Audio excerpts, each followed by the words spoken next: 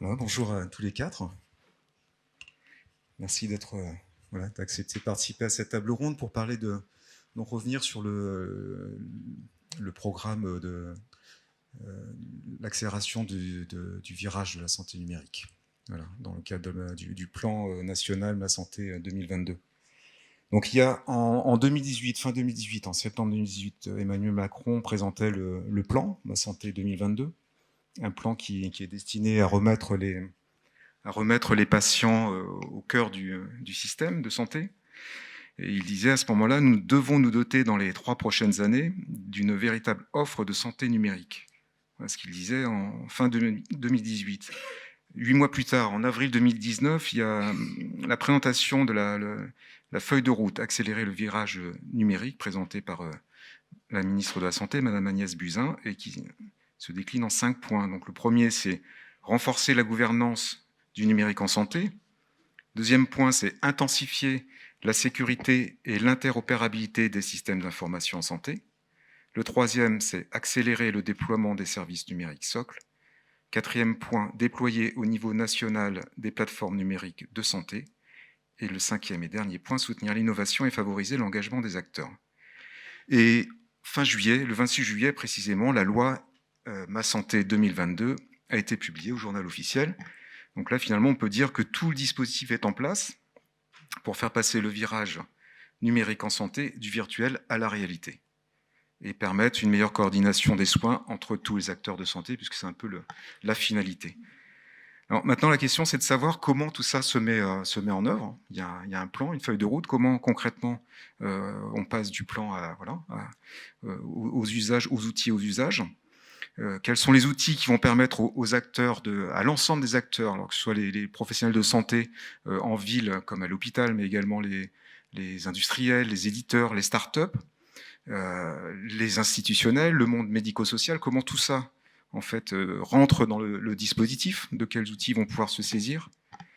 Et donc pour mieux comprendre comment tout ça se passe, nous avons donc invité Madame Serrouzi, docteur Brigitte Serrouzi. Donc vous êtes chargée de mission à la DNS, qui est la délégation ministérielle du numérique de santé, qui vient de remplacer en fait la D6. Vous êtes également professeur d'informatique médicale à la Sorbonne. Vous êtes médecin au département de santé publique de Thonon, à la PHP. Et vous êtes aussi membre du LIMIX, le laboratoire d'informatique médicale et d'ingénierie des connaissances en e-santé. Monsieur Pierre-Laurent Pierre, vous êtes responsable de développement des offres de services de l'ASIP Santé, l'agence française de la santé numérique, qui va changer de nom aussi. C'est pas fait encore, vous allez nous le dire. Monsieur Ibrahima Diane, administrateur général de GainD 2000, une structure porteuse d'une solution du DMP au Sénégal. Vous êtes également membre du Conseil numérique du Sénégal. Vous nous expliquerez ce que c'est voilà, qu'est-ce que cette structure GainD 2000. Et monsieur Mostafa Lassik, qui remplace monsieur Madjoni, tous deux du MIPI. Monsieur Lassik, vous êtes secrétaire général du GIP MIPI, c'est donc tout le monde connaît, je pense. C'est une structure de coopération interhospitalière. C'est aussi le premier hébergeur de données de santé certifiées de France. Et vous êtes par ailleurs président de la SYMPA. La SYMPA, c'est l'association des structures d'informatique hospitalières, publiques et autonomes. Voilà pour les présentations. Donc quand on parle de santé numérique aujourd'hui, on a tous en tête et à l'idée les outils qu'on utilise, et les smartphones, les écrans d'ordinateur, les écrans de tablette aussi, mais on ne sait pas forcément ce qui se passe derrière, comment on arrive à orchestrer tout ça. Et donc c'est un peu la question qu'on va poser pour démarrer à Madame Serrouzi. Qu'est-ce que prévoit le plan, la feuille de route, accélérer le virage de la santé numérique? Qu'est-ce qui est prévu pour que tout cela fonctionne? Il y a l'idée d'une maison, en fait, je crois. Alors voilà, est-ce que vous pouvez nous faire entrer dans la maison et nous décrire les différents niveaux? D'accord. Merci beaucoup pour l'invitation et bonjour à tous. Donc effectivement, vous avez bien rappelé l'historique des derniers mois. Et en fait, ce qui s'est passé, c'est que cette feuille de route du numérique en santé, qui a été présentée par Madame Agnès Buzyn en avril 2019. En fait, l'idée, c'est que tous ces écrans que vous avez présentés, c'est qu'ils ont du mal finalement à communiquer entre eux. Donc le constat qui a été fait, c'est qu'il y avait pas mal d'outils qui existaient, mais par contre, ils n'étaient pas forcément communicants, et donc il y avait un problème de silotage de toute l'information. Alors ça va de pair avec le fait qu'aujourd'hui, il y a un vieillissement de la population, avec une augmentation des maladies chroniques et une prise en charge des patients par différents acteurs. D'où le problème de la coordination de ces différents acteurs pour assurer la continuité des soins. Et cette coordination des acteurs, chacun ayant un outil informatique différent, c'est finalement le problème d'interopérabilité. Donc en fait, sont arrivés au ministère de la Santé Dominique Pont, qui était déjà un auteur du rapport préfigurateur de ce virage numérique, et Laura Del-Tourneau est donc déléguée ministérielle du numérique en santé. Et en gros, on a travaillé sur finalement le constat de ce qui n'allait pas et le constat de ce qui devait être amélioré.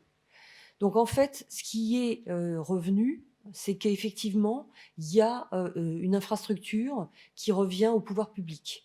Et la métaphore de la maison, c'est de faire finalement une analogie avec un village ou une ville. Quand on construit cette ville, eh bien, les routes, c'est vraiment les pouvoirs publics. Le code d'urbanisme, c'est les pouvoirs publics. Mais après, en fait, n'importe quel acteur peut s'installer dès lors qu'il va vérifier toutes ces règles-là. Donc la métaphore de la maison, c'est celle-ci. C'est que pour que ça marche, il faut que les gens s'entendent sur les référentiels socles.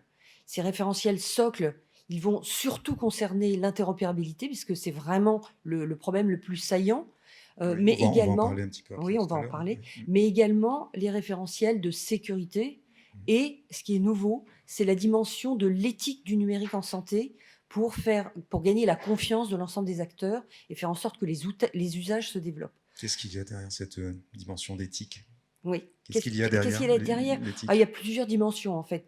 Il y a la dimension de la sécurité voilà, et puis il y a cette dimension aussi de l'utilisabilité des systèmes d'information. C'est-à-dire, est-ce que les interfaces qui sont conçues sont aptes à générer l'usage qui est attendu? Est-ce qu'il n'y a pas des distorsions d'usage qui font qu'il y a des erreurs, même si on utilise l'informatique?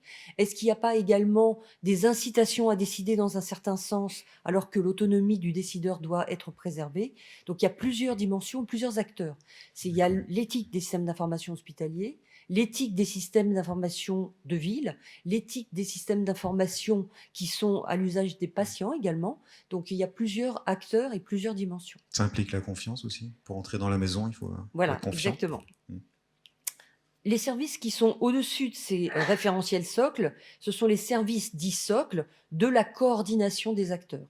Donc, parmi ces outils, il y a la messagerie sécurisée de santé, puisque c'est l'outil de l'échange.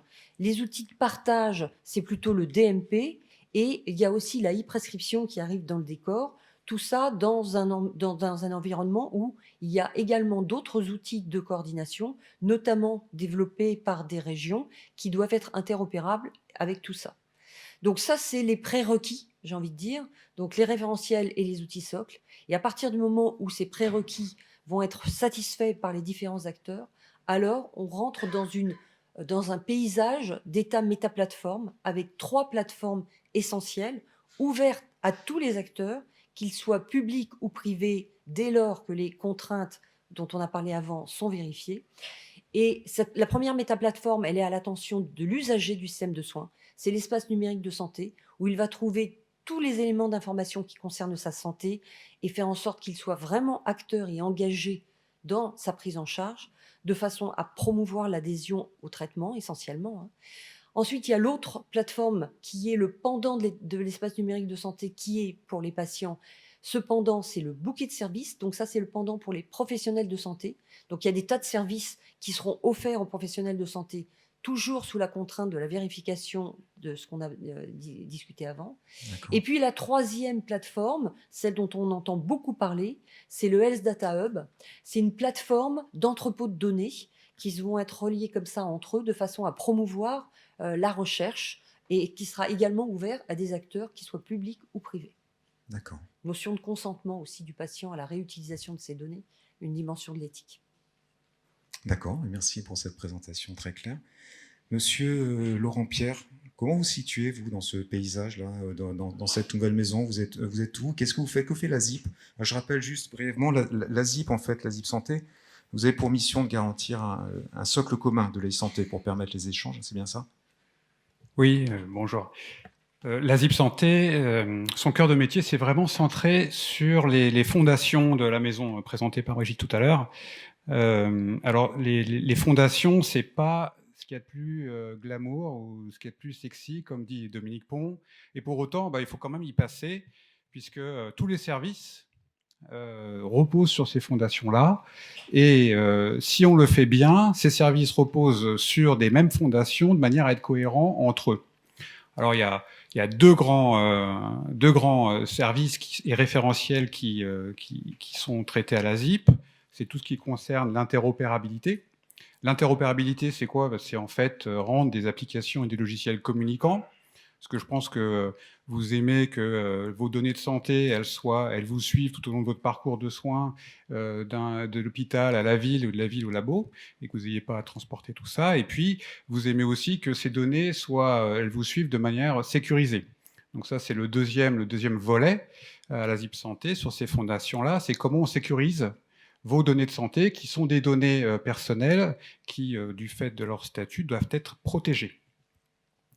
Alors on travaille sur ces deux pendants, on y reviendra plus en détail, mais on trouve des services et des référentiels à la ZIP Santé qui sont gérés par la ZIP Santé avec le ministère et toutes les parties prenantes, donc les industriels, les professionnels eux-mêmes.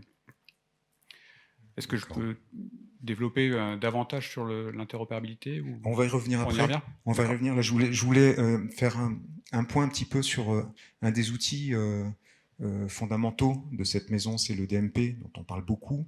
Il reprend sa place, une place qu'il est perdue, en fait qu'il n'avait pas trouvée. Hein. Il avait été lancé on se souvient en 2004, ça n'a pas fonctionné pour X raisons sur lesquelles on ne va pas revenir aujourd'hui ici, mais voilà, ça y est, c'est reparti. Fin 2018, il a été relancé, il a été expérimenté dans 9 départements, vous m'aviez expliqué. Et maintenant, ça y est, il est officiellement lancé. Est-ce que vous pouvez nous dire combien aujourd'hui on compte de DMP ouverts et nous rappeler à quoi il sert ce DMP, s'il vous plaît? Alors, le DMP, aujourd'hui, il y en a à peu près, on a passé le cap des 7 millions de DMP créés à la fin du mois de septembre. Donc là, on doit être un petit peu plus. Alors, à quoi ça sert le DMP? Donc, en fait, donc vous l'avez rappelé, la première version du DMP, elle était techniquement inopérationnelle, puisqu'il y avait des problèmes de sécurité. Et puis, surtout, c'était un DMP régional. L'objectif du DMP, c'est la coordination des soins. C'est de faire en sorte que sur une plateforme virtuelle se trouvent des éléments d'information qui vont servir à n'importe quel professionnel de santé autorisé à prendre en charge un patient qu'il ne connaît pas. Donc, cette deuxième version du DMP qui est arrivée après cette première qui était inopérationnelle, elle était totalement opérationnelle. C'est l'ASIP qui en a assuré le pilotage. Et effectivement, ça n'a pas trop marché puisque, en gros, la courbe de croissance des créations n'a pas été celle que l'on attendait. Et puis, il a été décidé de changer le pilotage opérationnel et de faire en sorte qu'au lieu de la ZIP Santé, ce soit l'assurance maladie qui gère ce DMP. Et ça a été acté dans la loi de 2016 avec un article dédié et un décret d'application du DMP qui a été publié dans la foulée, ce qui n'avait pas été le cas lors de la loi de 2004. Alors, une fois qu'on a dit que ça sert la coordination des soins, en fait, comment ça marche?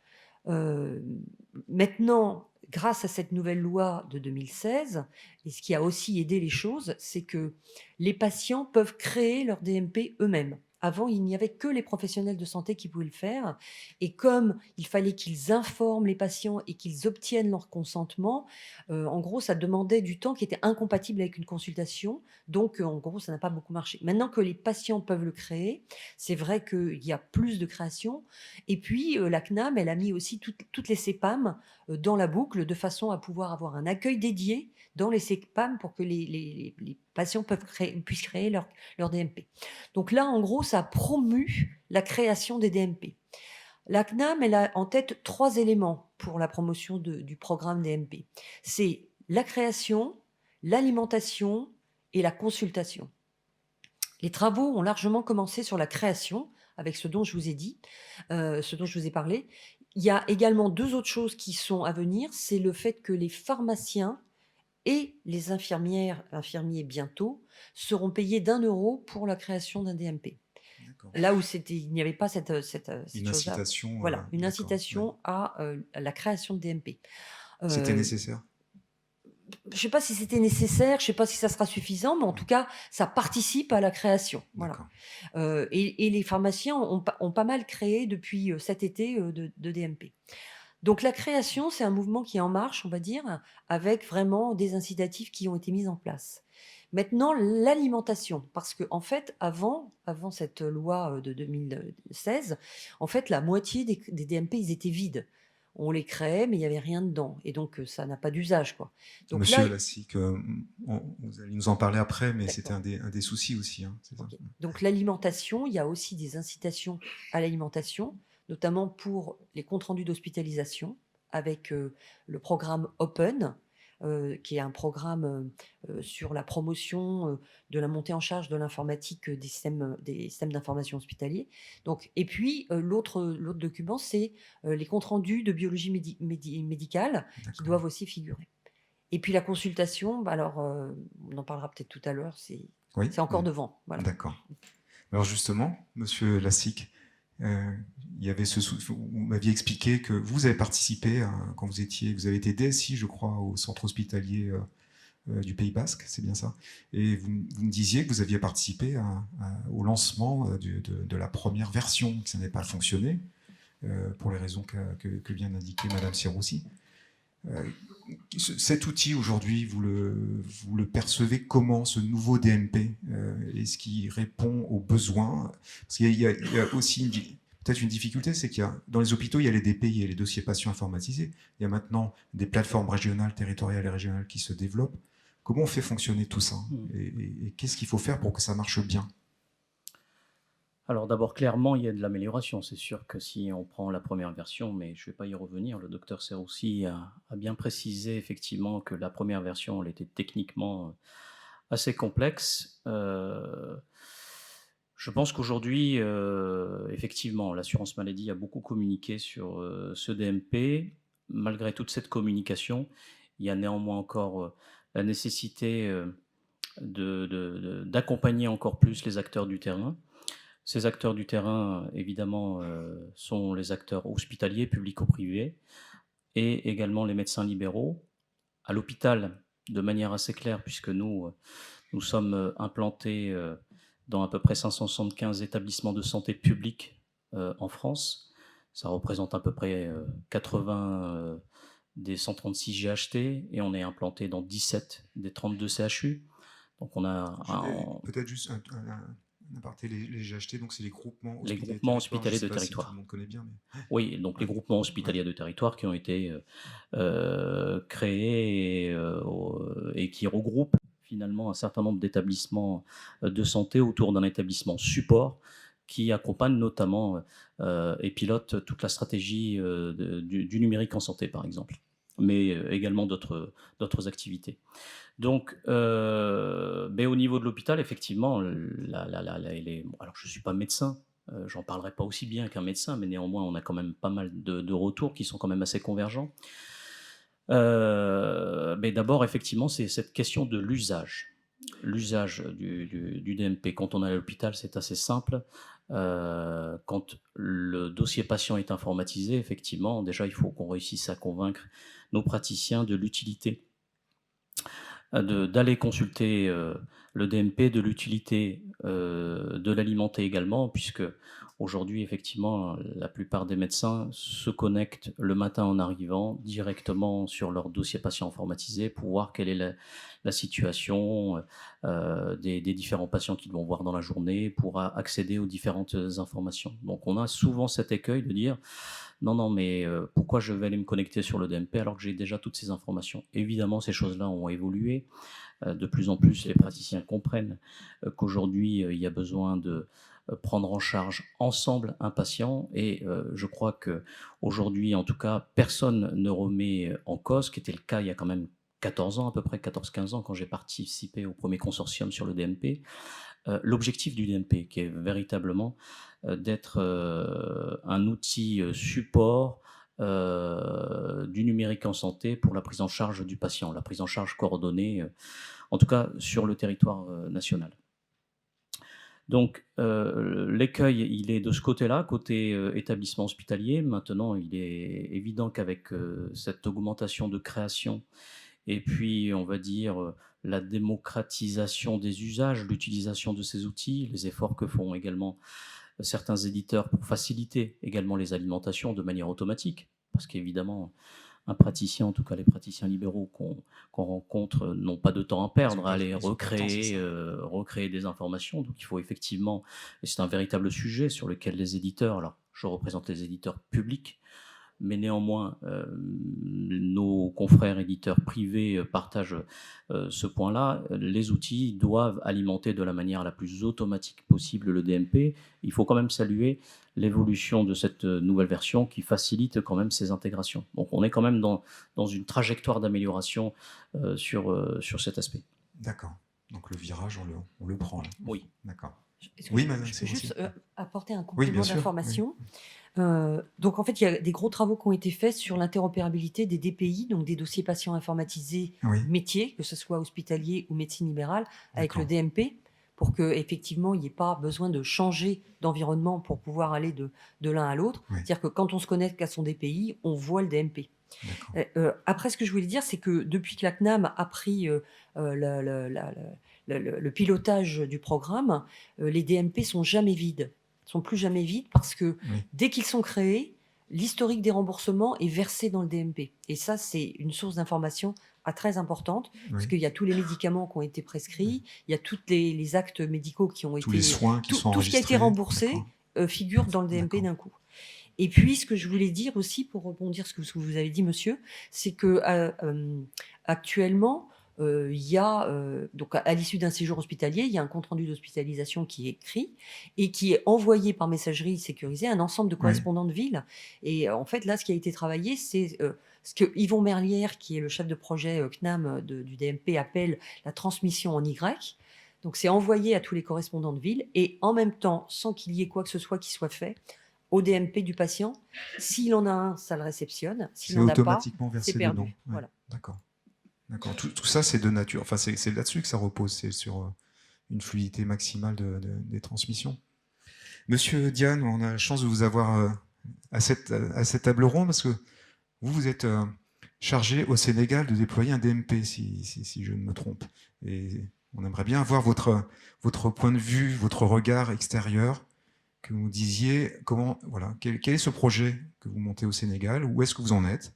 Est-ce que vous rencontrez les mêmes écueils que on a pu rencontrer en France?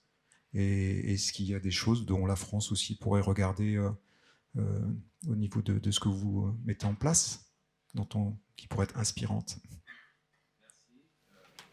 C'est un peu plus compliqué, mais je commencerai déjà par vous présenter un peu le Sénégal sur certains aspects pour que vous puissiez comprendre les enjeux. C'est un petit pays de 15 millions d'habitants. C'est un pays qui a à peu près 4000 km de fibre optique, un taux de pénétration de la téléphonie mobile d'environ 110%, donc plus de téléphones que d'habitants. Et donc, on est dans un contexte tout à fait favorable. Et je me souviens moi-même, pour avoir participé à mes premières heures professionnelles, la télémédecine était un projet en 1996. On y pensait déjà, alors que le Sénégal venait d'avoir son accès à Internet. Immédiatement, l'application pour la santé était devenue une priorité parce qu'on avait un problème de nombre de spécialistes par rapport au nombre de patients. D'accord. Alors, derrière cette présentation, maintenant, nous faisons face à nos difficultés qui ne sont pas loin de celles de nos amis français. Nous partageons beaucoup de choses. L'État, la place de l'État. Quelle est la place de l'État dans ce système? Au début, l'État veut tout faire parce qu'il se dit c'est régalien, c'est trop sérieux et donc il faut que moi-même je prenne en charge les choses. Et le temps que l'État apprenne qu'il ne peut pas tout faire, le temps s'écoule. Et pendant que l'État veut tout faire, il y a également les vendeurs, je vais utiliser cette expression, ce n'est pas péjoratif, Mm. mais vous avez les grands éditeurs internationaux qui ont leur stratégie également et qui disent qu'ils savent tout faire. Donc l'État veut tout faire, les vendeurs savent tout faire. Et avec ces deux facteurs, on arrive toujours à perdre du temps et des budgets sans avoir le résultat escompté. Et c'est donc la situation du Sénégal à la date d'aujourd'hui. Notre D'accord. approche par rapport à ce DMP dont vous venez de parler, c'est de dire, mais finalement, qui est propriétaire du DMP? Est-ce que je dis c'est mon DMP ou c'est le DMP d'un hôpital ou de l'État ou de je ne sais qui? D'un médecin, oui. Et finalement, on s'est dit, ben, c'est mon DMP, donc j'ai besoin de quoi pour le créer? Ben, simplement qu'une plateforme me permette de le faire. Après, il y aura D'accord. la notion de sécurité, d'interopérabilité Oui. et tout ce qui s'ensuit. Et donc, nous nous sommes engagés dans cette démarche de dire, mais finalement, c'est le DMP du patient. Maintenant, une bonne partie des patients ne sont pas tout à fait à l'aise avec voilà, les technologies, prendre des fichiers, etc. Donc, il y a des interfaces qu'il faut offrir pour permettre à des personnes qui ne sont pas suffisamment éduquées dans la manipulation du numérique de pouvoir justement faire entrer ces éléments. Et les praticiens, comment vont-ils avoir accès à cela? Ben, ils auront leur back-office derrière pour aussi faire vivre et alimenter ce DMP. C'est l'approche que nous avons eue, que nous avons discuté avec les autorités, donc le ministère de la Santé. Nous ne sommes pas les seuls. Il y a beaucoup d'autres acteurs qui veulent faire la même chose. Et donc, se posera à très court terme le problème de l'interopérabilité, la normalisation et toutes ces questions. Donc, voilà un peu où nous en sommes au Sénégal.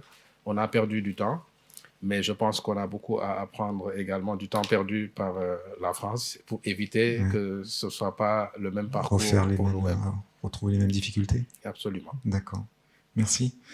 Et voilà, vous venez de parler d'interopérabilité, pardon. C'est le grand sujet hein, aussi de ces systèmes d'information.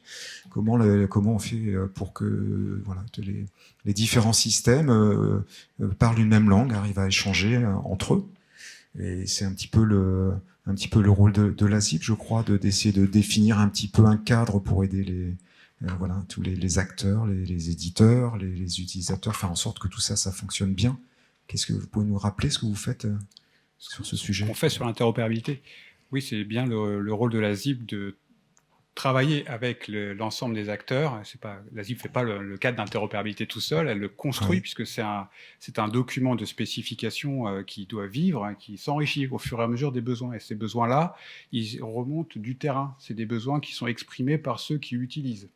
Et si ces besoins sont généralisés, ils deviennent des spécifications qu'on met dans le cadre d'interopérabilité. Je ne sais pas s'il y a beaucoup d'éditeurs dans la salle ou d'industriels qui créent des logiciels.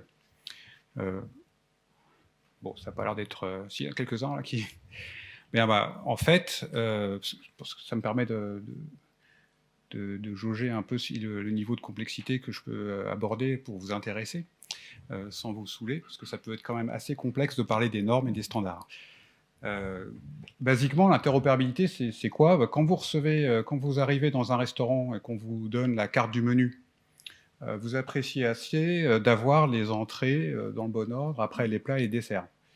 En fait, la carte, elle est structurée comme ça et on est habitué à ça. Mais en fait, un médecin, quand il est derrière son logiciel, il aspire à la même chose. Il veut que les données qu'on lui montre, elles soient structurées dans son logiciel pour pouvoir être lisibles et exploitables dans le bon ordre.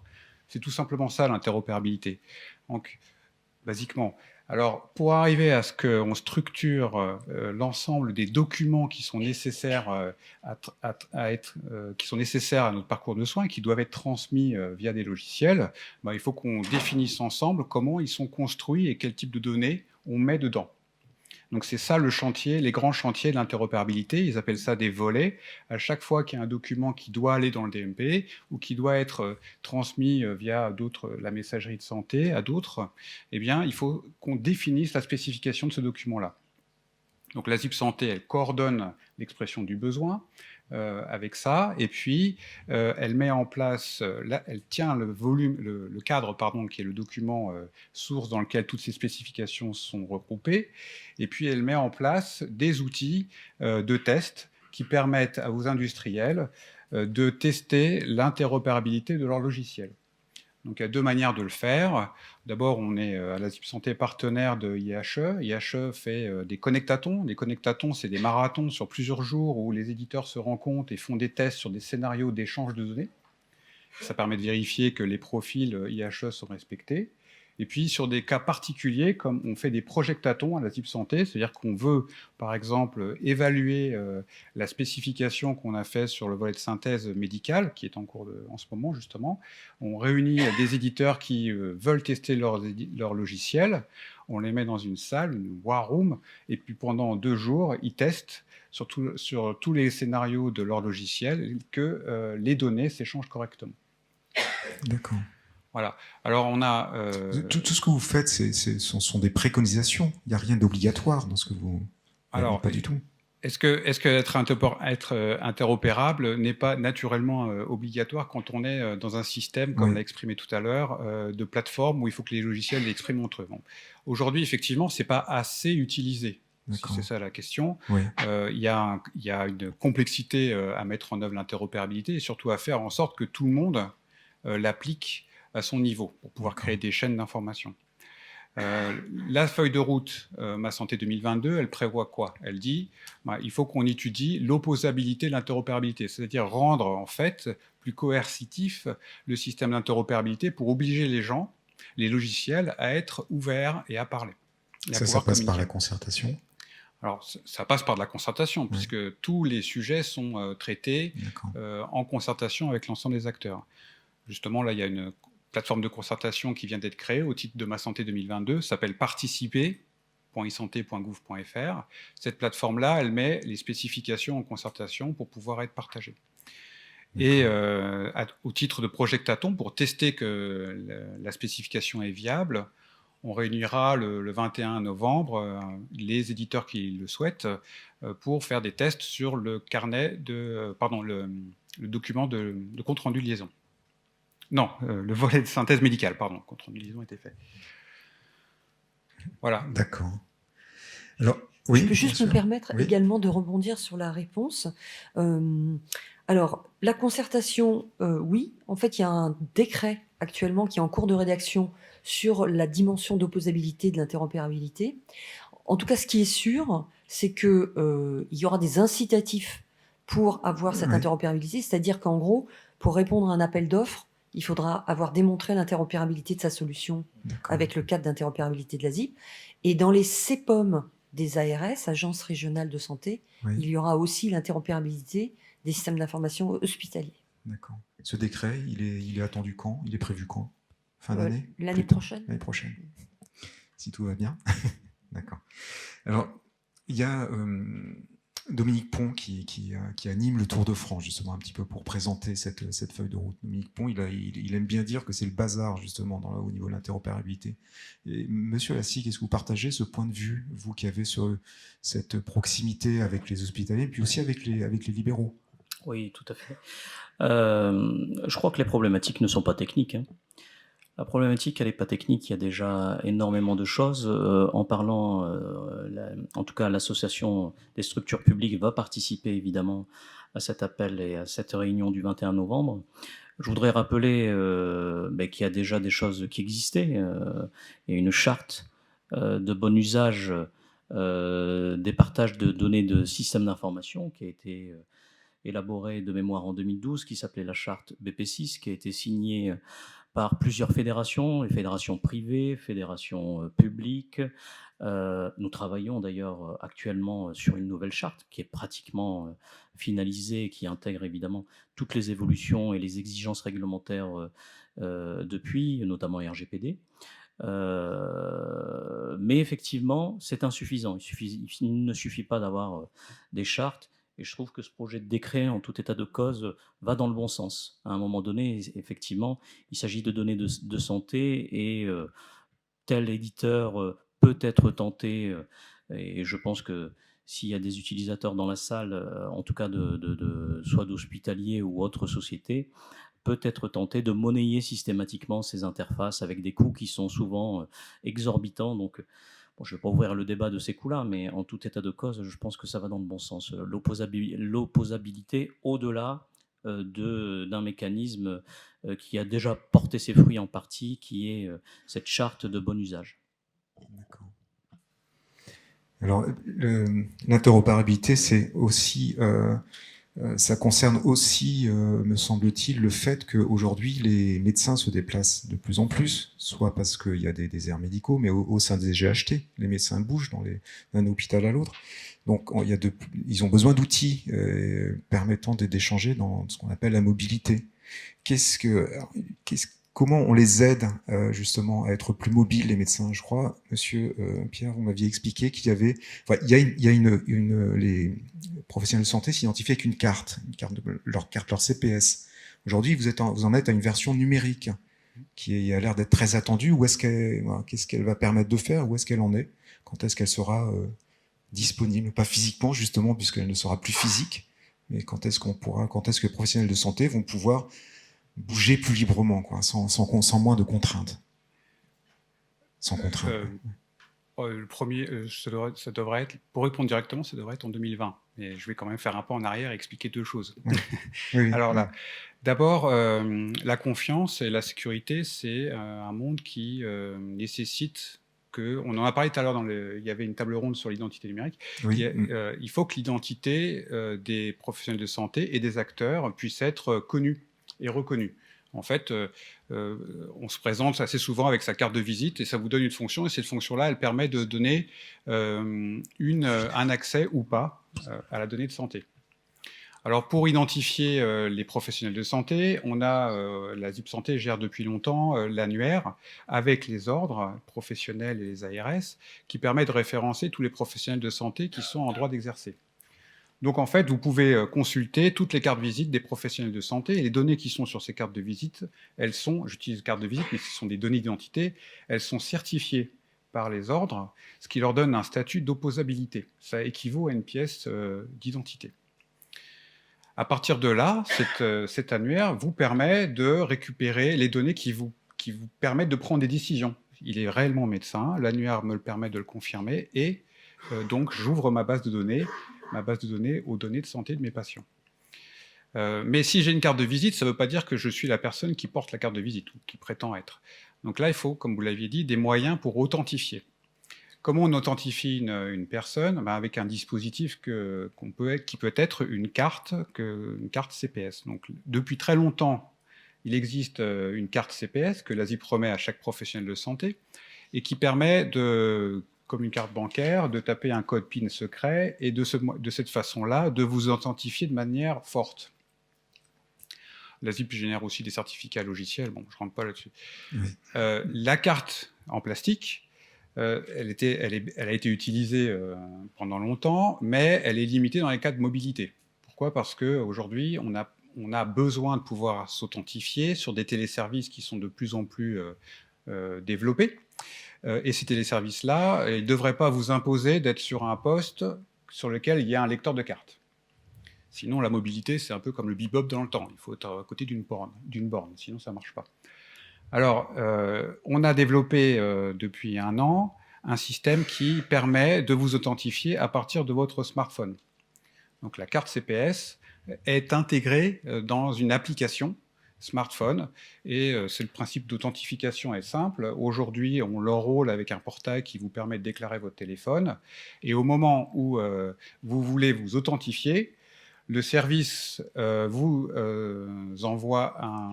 active l'application sur le smartphone, vous tapez votre code PIN et vous êtes authentifié.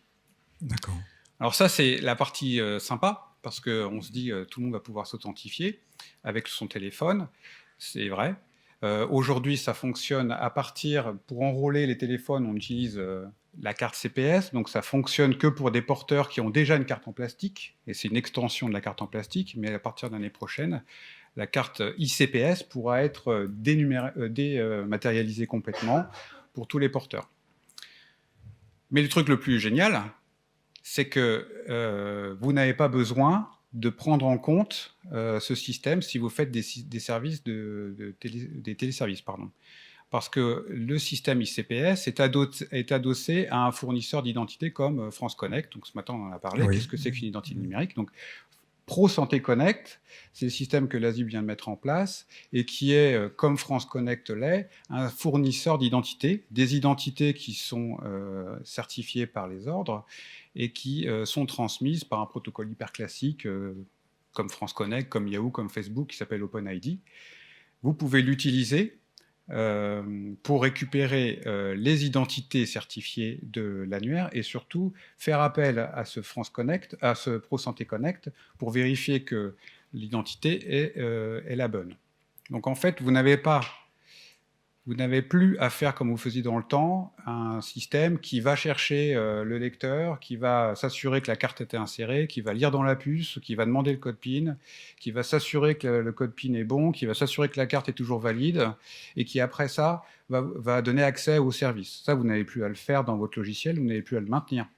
Ce que vous aurez à faire, c'est invoquer ou appeler Pro Santé Connect, qui prendra la main, qui activera le téléphone et qui vous dira « Oui, OK, suite à la procédure d'authentification, je vous confirme que ce professionnel est bien authentifié, vous pouvez donner accès. » Vous aurez donc un token qui vous permet d'accéder, qui vous permettra de gérer les accès. Je ne sais pas si c'était clair. Très, merci.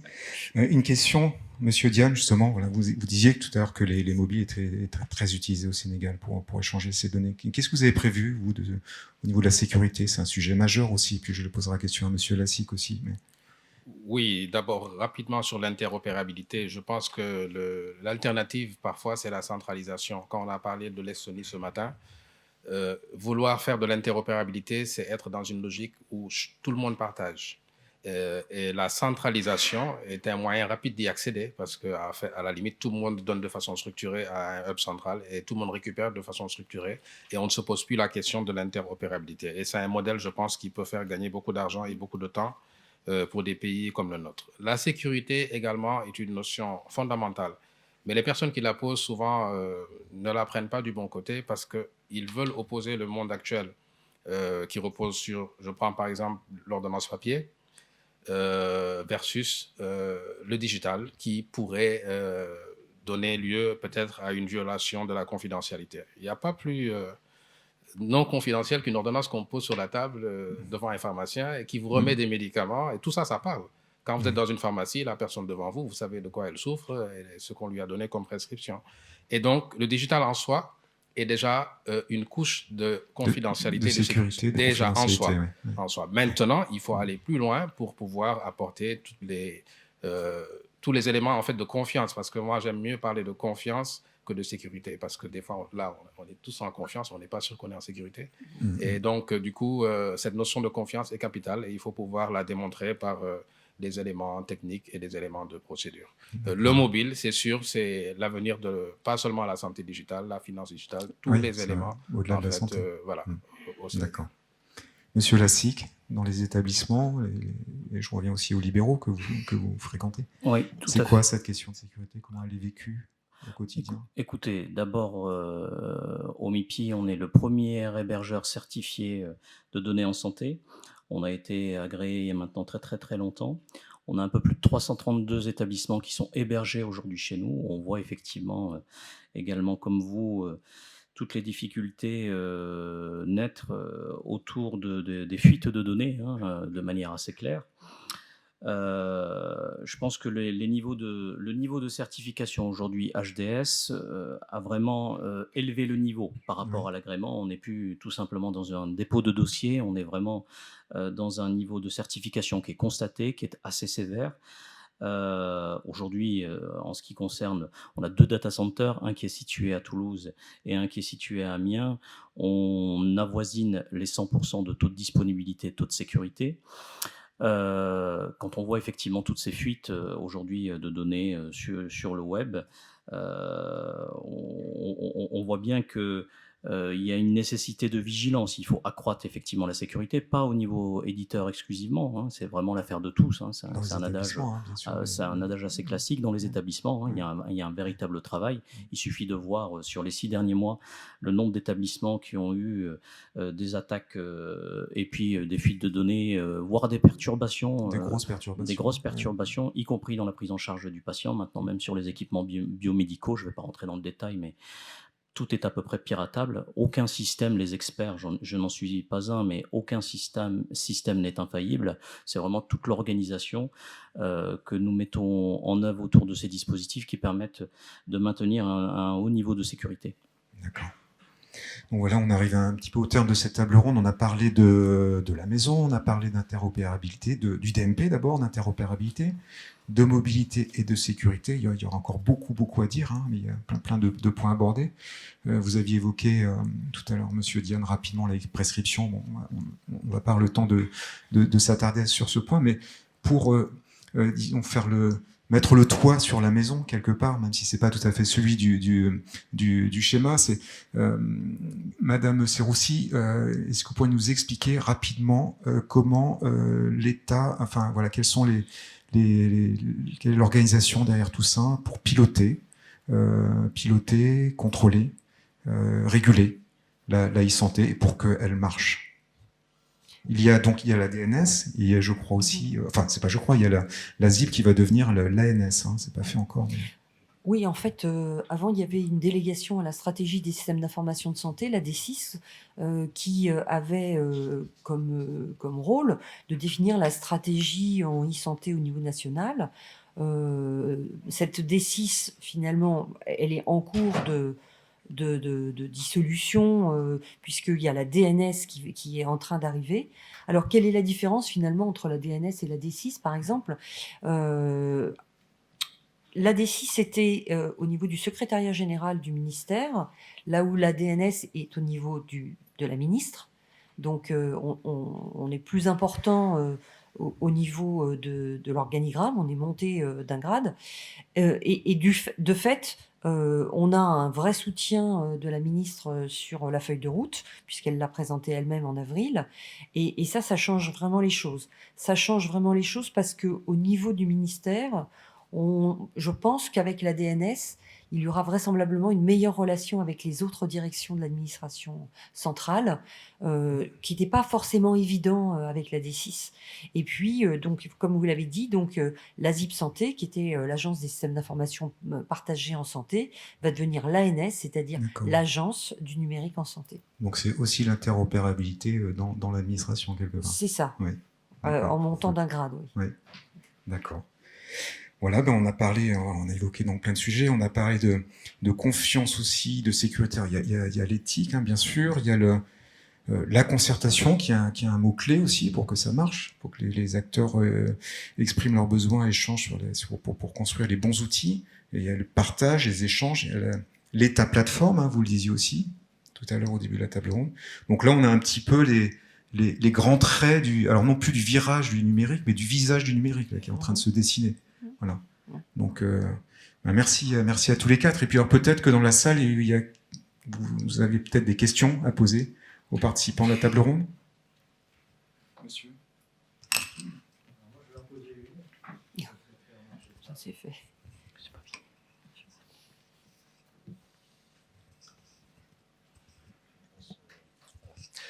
Bien, alors, merci à tous les quatre.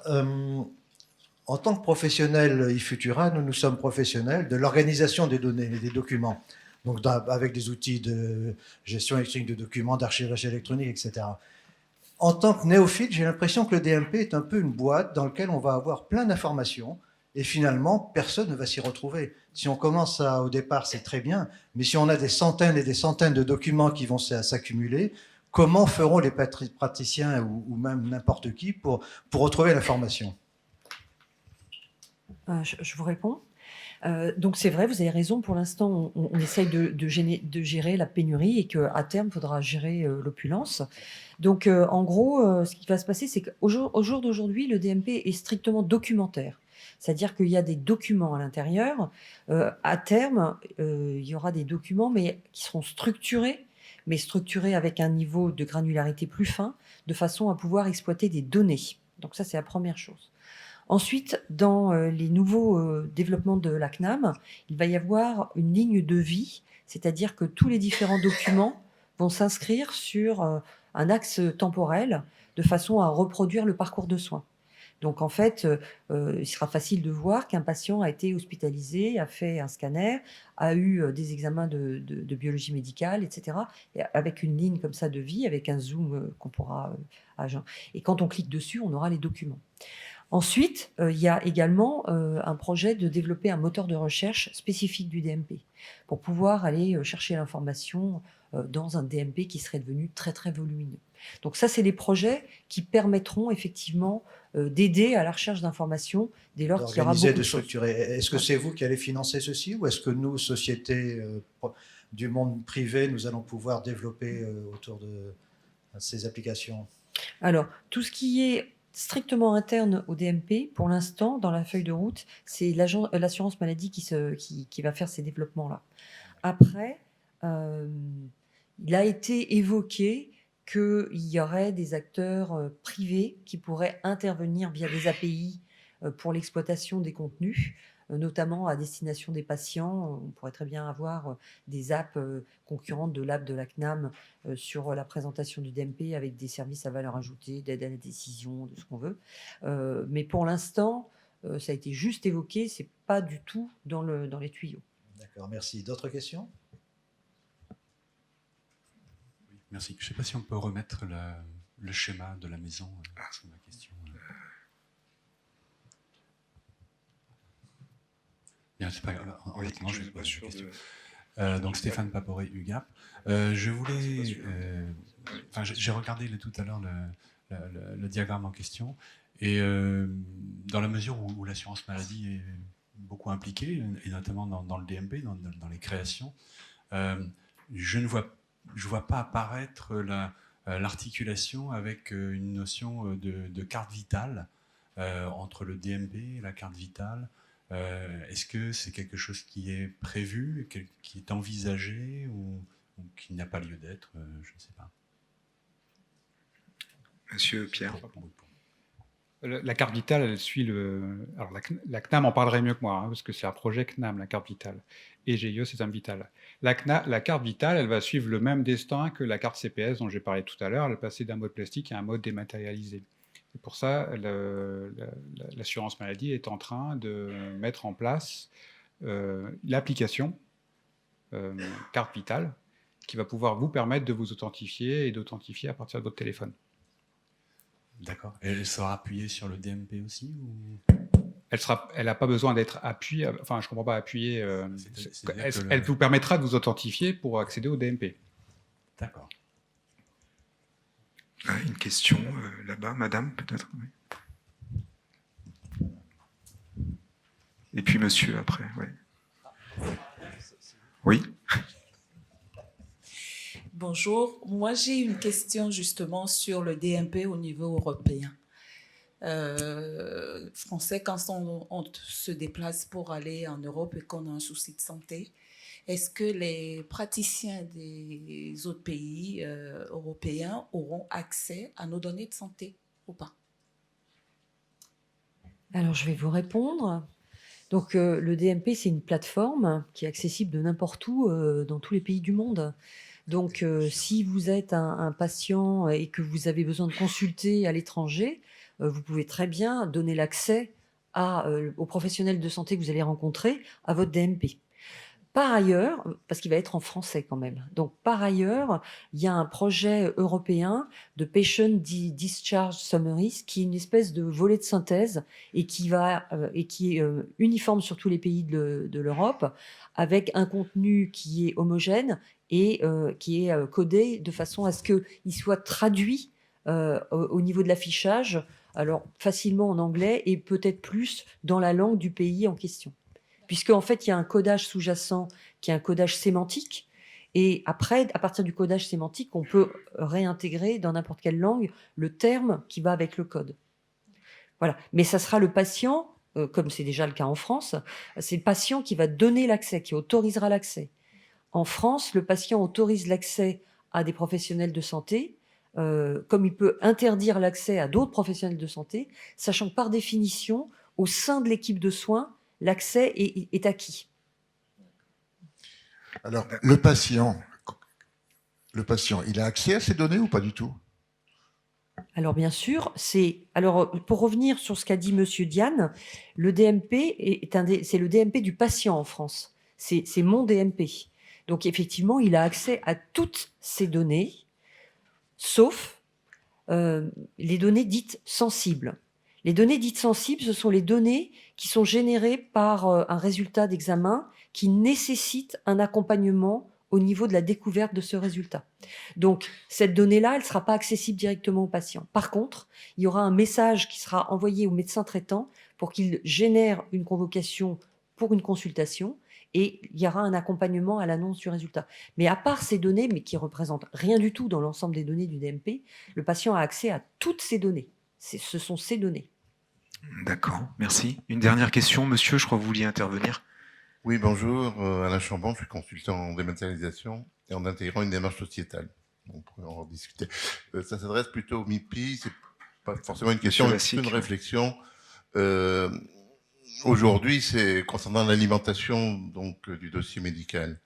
Si on considère que effectivement l'historique du dossier médical est représenté en gros, comme toutes les entreprises, à peu près à 80% sous forme papier dans les hôpitaux aujourd'hui, on peut bien dire que le progrès donc du dossier médical gère les flux, enfin va prendre en compte les flux.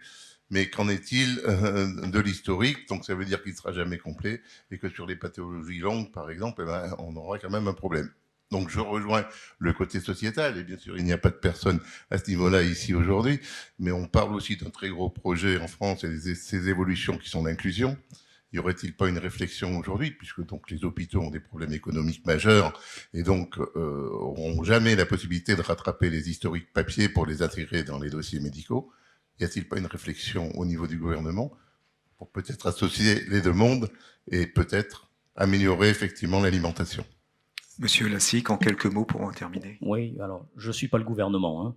Je représente un groupement d'intérêt public qui œuvre au développement de produits, de services et de conseils auprès de nos adhérents, qui sont les hôpitaux. Très clairement, nous avons développé une palette de services aujourd'hui, qui est déjà disponible, qui permet d'accompagner les établissements d'abord dans la dématérialisation des documents existants, y compris à valeur probante. Hein, on a tout un projet d'archivage. D'autre part, aujourd'hui, étant hébergeur de données de santé, nous avons toute l'historique depuis que les informations effectivement sont saisies. En ce qui concerne les documents papier, qui datent de 20 ans, puisque de mémoire, je crois que c'est à peu près la durée de conservation, en tout cas, qui suit la dernière consultation. Là aussi, nous avons, développé un partenariat avec des acteurs aujourd'hui qui permet de pouvoir, c'est effectivement très très coûteux, mais qui permet à la demande de pouvoir renumériser, on va dire, ou numériser les documents papier existants. Ces processus existent clairement, avec des process qualifiés, de qualité. Ça a un certain coût. Donc, je ne suis pas persuadé que les établissements hospitaliers, financièrement aujourd'hui, ont intérêt à numériser, on va dire, l'ensemble de leurs données médicales. Je pense qu'on est dans une trajectoire. Il faut déjà être en capacité aujourd'hui de sortir toutes les informations de manière numérique, grâce justement à ce virage numérique qui génère automatiquement du numérique. Et puis ensuite, pour rattraper effectivement le passé, je pense qu'il faut y aller de manière progressive. Il y a des expériences, c'est un peu long, donc je ne vais pas vous en parler, mais on a des expériences d'établissements qui ont un peu travaillé sur comment, en termes d'organisation, ils rattrapent et ils numérisent tous ces documents papier. C'est un débat à part entière. Merci. Monsieur Laurent Pierre, vous vouliez peut-être faire un commentaire? Juste un mot sur ce sujet-là, c'est que le MIPI est bien au courant, mais pour les autres, il y a une proposition de référentiel force probante des documents qui va sortir au mois d'octobre et qui sera mis en concertation. Donc vous pourrez voir ces propositions pour comprendre ce qu'on fait pour numériser un document et au contraire le rematérialiser quand il a été numérisé. Tout à fait. Là, on rentre tout à fait dans le cadre d'Ifutura.